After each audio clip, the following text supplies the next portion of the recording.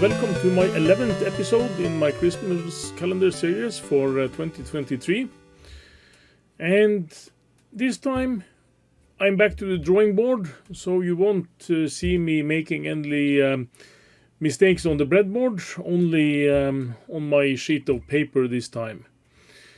And this time we are continue our work with the FlipFlop. This is a fundamental and very important concept to grasp, as it's the building block of much of what's to come. So today we are covering some of the basics on the JK FlipFlop. Yes, and then it was time for our 11th episode in the December series. And today we are going to speak more about the flip-flops, and this is the JK version of a flip-flop. And what we are going to note here is that the last versions we did of flip-flops actually had some invalid or illegal, depending on what sheet you're looking at, states when it comes to how it's meant to be understood. And this is not something you want to have in logic. It's either 1 or 0 to have some state that is possible to use and it's still illegal. That's making the use cases for this a bit troublesome. And this is the thing we are going to try to avoid with a new revision of flip-flops. And it starts out about the same as you would expect with an RS flip-flop. And we have drawn this a lot of times now. It's almost the same ending to this circuit as there was on the RS flip-flop. And in fact, this part here is an RS flip-flop.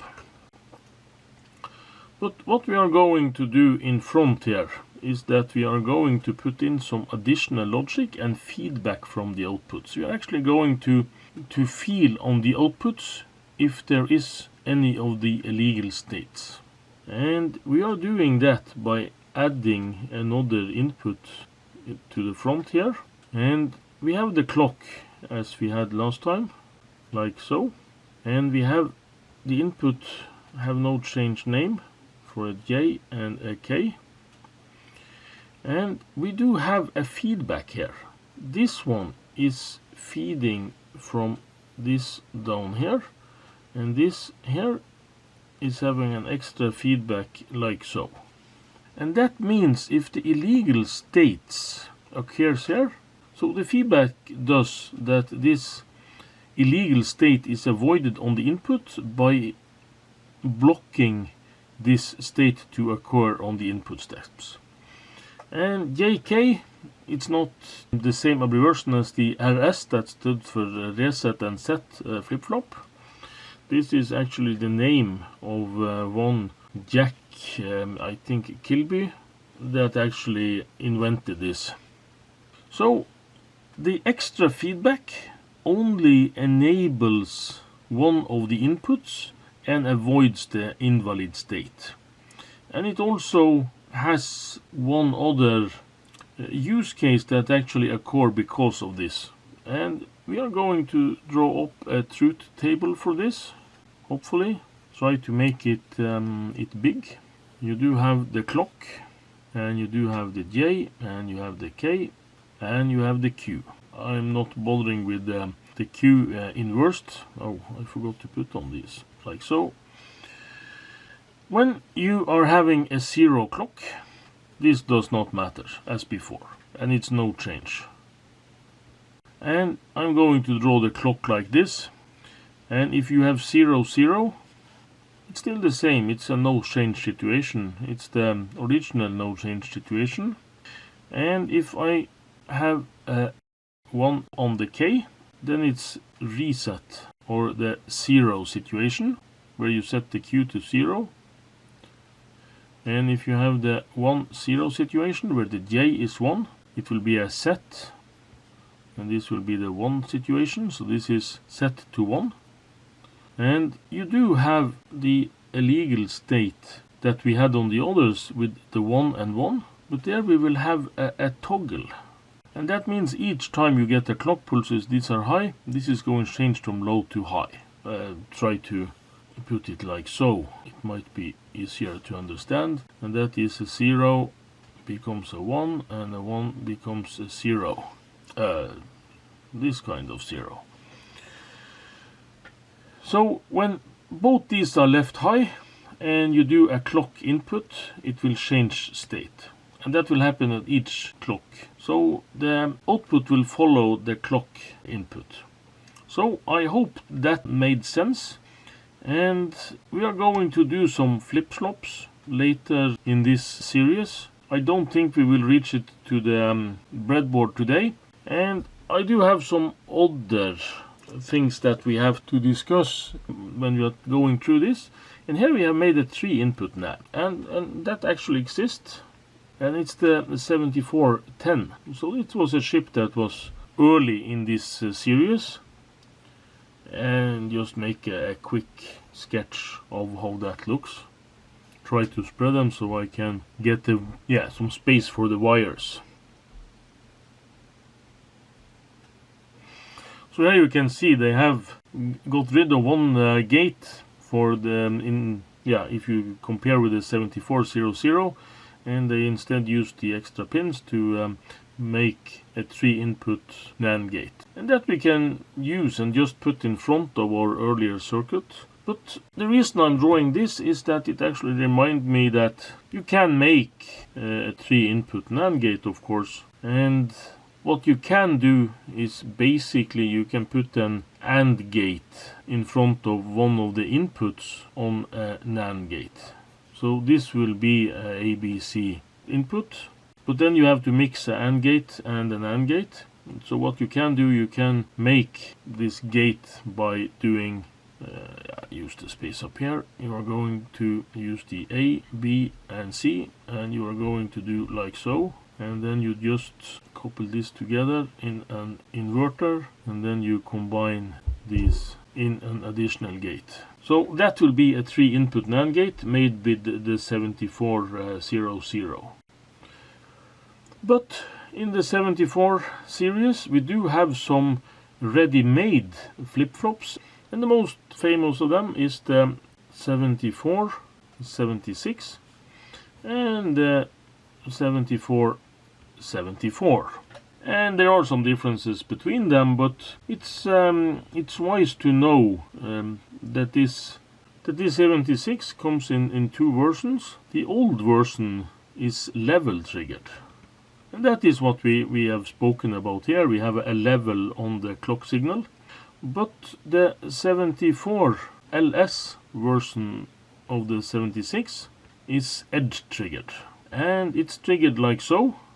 Let's do it the right way, like so, and you have this symbol here, and that means that when the clock pulse is doing its thing here, it's only registering the clock when this edge is falling.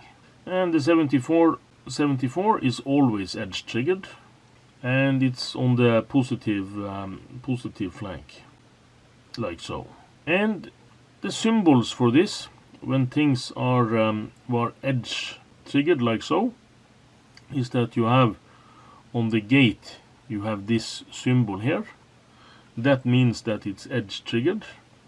And if we have it like so, with an inverter blob in front, then it's the negative or falling edge, like so. These types of circuits can be complicated to draw on a piece of paper, so I'm just going to show you how this looks on a data sheet. And this is the data sheet from 1988 for the 7474 chips. And you can see here they have the difference. You can see here they have the difference between the 54 series and the 74. And the 54, as we have not mentioned earlier, is the old military grade service that has an extended temperature range and so on. They also have on the older chips a bit slightly different pinout, where they had the power connections tied to the middle of the chip. But this is, as I said, the 1988 version of this, and you have the function table as we described it earlier. But this flip-flop, instead of just, you have to guess what state the Q and the Q inverted has. At the beginning, you have a preset and clear on this, and you only have a D for inputting data, and you have the clock here. And you can see here, this clock here is positive edge triggered. And these are the modern symbols for something that's inverted on the input. And if we go to the 1981 version of this book and look at the same circuit, you can see a bit more what's hiding inside these chips. And I like these representations here much better, because here you can clearly see what pin goes where, and it triggers my imagination better than the other representation at least. And this was the 74 gate, and we are also going to just take a quick brief on the 74-76. And here you can see what I mentioned earlier, that this actually has two truth tables, because they changed this sometimes during the product cycle, where some older versions, it's not just the 76 without prefixes, it's also some of the other variations. But the LS has this truth table where it's gone to a negative edge triggered clock instead of this clock here. So that's the difference between these chips, and they have the same pinout as you will see here. So that means if you have a chip and it's not functioning as it should, this can be the reason. And there are some of the old TTL chips are like this. Some of the counters in the 90 series is also like this, where they have both a different pinout and a different function in some of the later revisions. And if you see on the 76 on this data sheet, you will see that they have the same. Oh, here they also stated that this is, the S also has the this data sheet. I know I do have both the LS and the normal version of this, in fact. I just have to dig deep. And here you have the same, but this is a JK flip-flop and not just a day switch like the one presented earlier. And this has also clear and preset clock and the J and K input. So that will be our next step up. We are going to put these on the board and feed it with some clock signals, maybe from a signal generator, but in the beginning it probably will be with a switch. Yes, hope you learned something from this walkthrough. It did get a bit confusing in parts, I have to admit, but this is something that I do for fun, and I love to explain things, but sometimes when you don't have an audience and don't get the questions, and you have to think for yourselves, what's the question going to be? What are those people going to wonder about? And that's not so easy. So that's why I draw this on a piece of paper, to make this out in my own mind, what question I wanted to ask when I learned this back in the day. But you also have to remember one thing. When I first learned of this, it's 30 years ago. It's a long time, and even, something I might have forgotten. But I like to think that I have forgotten more about these logic chips than most of you will ever want to know anyway. But hope you bear with me, and hope to see you again in my next episode, that hopefully will be tomorrow. Thanks for watching.